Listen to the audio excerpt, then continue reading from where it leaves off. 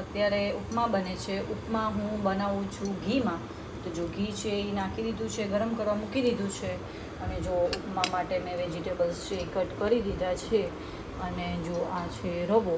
તો આપણે એકવાર તેલ આવી જાય એટલે કરી બનાવી દઈએ ઉપમા. અને હું ઉપમાના વઘારમાં છે ને મેથીના દાણા નાખું છું. તો મેથીના દાણાથી ખરેખર ટેસ્ટ છે ઉપમાનો બહુ સરસ આવે છે. અને મારી ટ્વીશુને ઉપમા બહુ ભાવે છે. તો આજે ઘરે છે તો મને કહે કે મારે ઉપમા ખાવા છે. તો મેં કીધું સારું ચલો બનાવી દઈએ ઉપમા. સો હે ગાઈઝ, જય શ્રી કૃષ્ણ, હર હર મહાદેવ, જય Parshuram. Welcome back to my blog channel Shweta Rawal blog. અને આજે અમે ફ્રેન્ડશિપ ડે સેલિબ્રેટ કરવાના છીએ. તો પોટલક પાર્ટી જેવું કરવાના છીએ.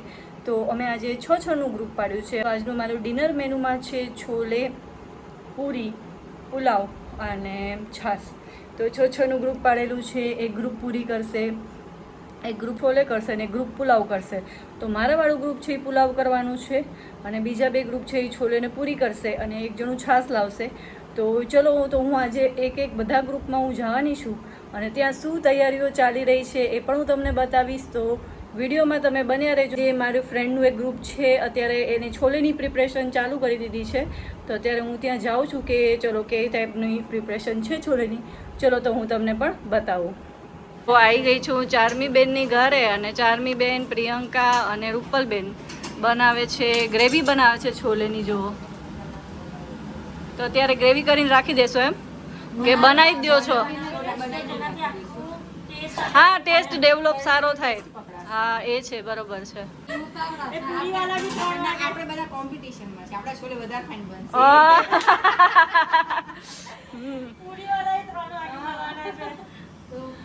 અમે પૂરી તો તાજી જ જોઈએ. જો હર્ષિદા બેન આવી ગયા છે. જો છોલેની ગ્રેવી બને છે. આમાં હજી અત્યારે ઓનિયન અને ટોમેટો 2 વસ્તુ નાખી ને, આદુ લસણ થોડી ઉકળી જાય ને પછી છોલે નાખશું મસાલો બધું નીચે બેસે નહીં ને એટલે હલાવું. હા જો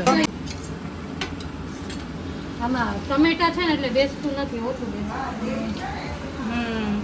મસાલો નથી દેવો છે? હા, મને એમ થાય મસાલો નાખી દે એટલે ઉકળશે ને, ઉકળાય તો મિક્સ થાય. નિમક કેટલું નાખ્યું? થોડુંક જ નાખ્યું હતું. નાખી અને બાપામાં મીઠા ને એટલે ગ્રેવી જેટલું જ નાખ્યું. બસ બસ બસ નાખ્યું છે. બોલો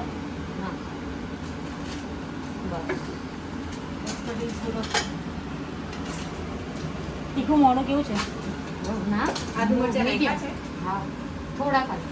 આ તો લાલ જ વધારે નાખ. બસ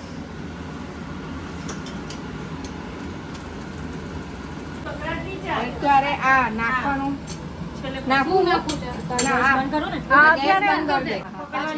અચ્છા, ઓકે. હવે કોણ છે આમાં? બંધ કરી દે. હવે હું નાખું છું તરત નાખજો. નાખો નાખો નાખો. હવે છે ને ઉભા રહો. આનું જે પાણી આ આવશે તમે ને, ને આમાંથી ના ના, આનું જે પાણી આવે ને એ થોડું કામ કરીને નાખી દો. આનું ને હા, છોલેનું પાણી. પાણી બહુ ઓછી દે. તમે ખાઈ જાઓ. આ પોટલીમાં શું બાંધ્યું છે? ચા ને એ છે? ચા આમાં છે ને ચા. મસાલા. નથી આપો ને તો જો આપણા હવે છોલે છે ને એકદમ સરસ ફાઇન રેડી થઈ ગયા છે. કલર પણ એકદમ મસ્ત આવી ગયો છે અને ટેસ્ટ વાઇઝ પણ બહુ સરસ થયા છે. બધાએ સારી મહેનત કરી છે અમારી ફ્રેન્ડે બધાએ અને બહુ સરસ થઈ ગયા છે. ચલો તમે બધા પણ આવી જાઓ છોલે ખાવા માટે.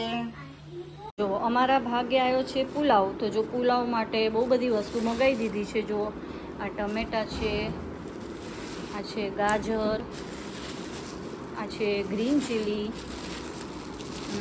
આ છે બીન્સ ફણસી, પછી છે કેપ્સિકમ, પછી છે ડુંગળી છે ને ગાર્નિશ કરવા માટે કોરિએન્ડર. અને જુઓ આવાળા દાવત સુપર બાસમતી રાઈસ છે એ પણ મંગાવી દીધા છે. અને જો આ છે બટાકા ને ડુંગળી. આટલી વસ્તુ આવી ગઈ છે. હવે અમે અત્યારે કટિંગ કરશું વેજીટેબલનું અને ભાત પણ બનાવી દે એટલે ઠરે એટલે પુલાવ જલ્દી આપણો બની જાય.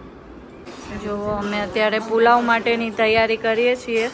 બધું ચોપ કરીએ છીએ. જુઓ આમાં જુઓ કેપ્સિકમ છે, બીન્સ છે, ગ્રીન ચીલી છે, કેરેટ, ટોમેટો અને જો પોટેટો અને ઓનિયન હવે કટ કરીએ છીએ અને કોરિએન્ડરે કટ થઈ ગયા છે. જો બધું પ્રિપરેશન અમારી થઈ ગઈ છે. રાઈસ પણ બને છે. આ થઈ જાય એટલે પછી વઘારવાનું જ રહેશે પુલાવ ખાલી. જો આ અમારું સેકન્ડ નંબરનું ગ્રુપ છે જ્યાં બને છે પૂરીઓ બને છે. જો મોટી મોટી પૂરી હે છોલે ભટુરે. હા ના તું પણ વળવાની છો પૂરી હે નાની નાની પાટલી વેલણ. હા તો જો આ બાજુ છે એ પૂરી તળાઈ છે. બે બાજુ તેલ મૂકી દીધું છે. હા જો બનાવો પૂરી. આરના બનાવતો. અરે વાહ.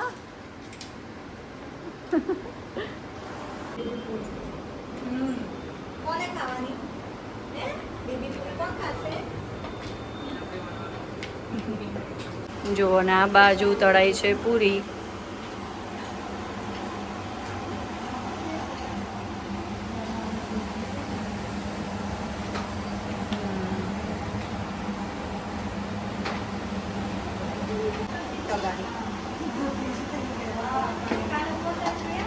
જો અહીંયા અમે બનાવીએ છીએ પુલાવ.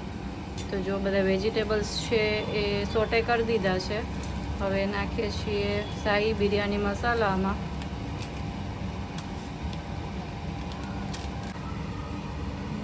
રાઈસ પ્રમાણે નાખી જ દો કિંજલબેન.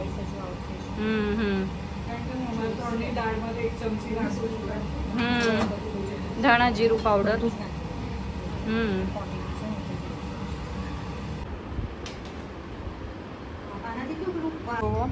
ફાઇનલી અમારો પુલાવ બનીને રેડી થઈ ગયો છે.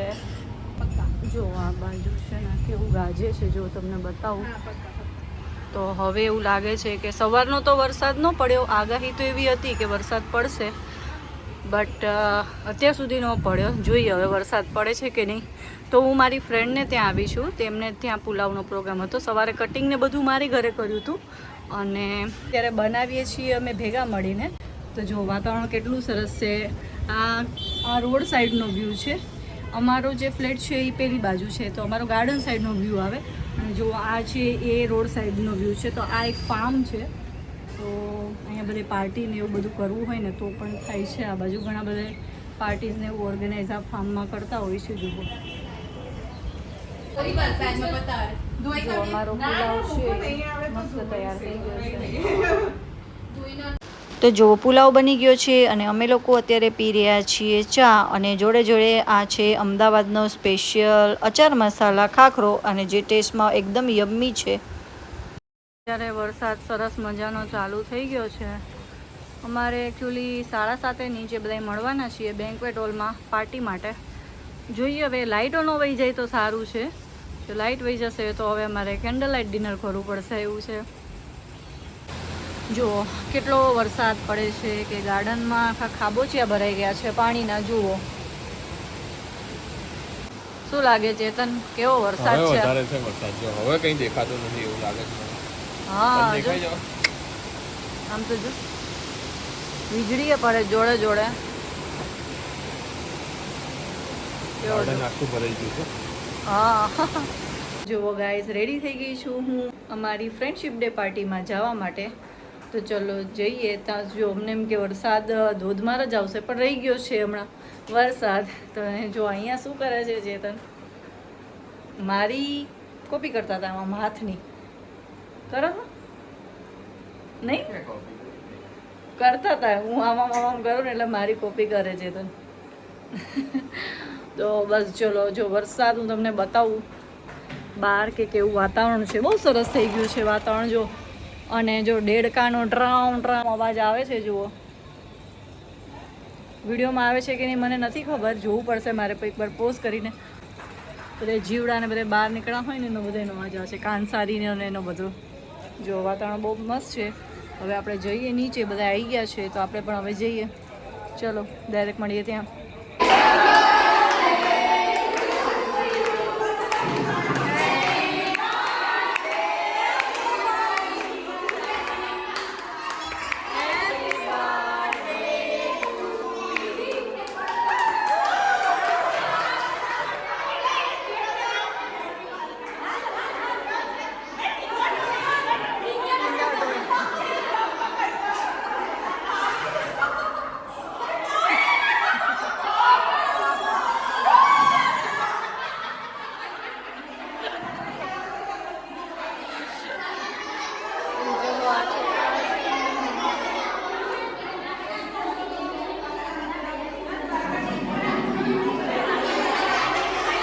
જો અમારું ડિનર છાશ છે, પુલાવ છે, પૂરી છે અને આ છે છોલે અને પેપર ડીશ જોડે છે અને જો આ છે ઓનિયન્સ.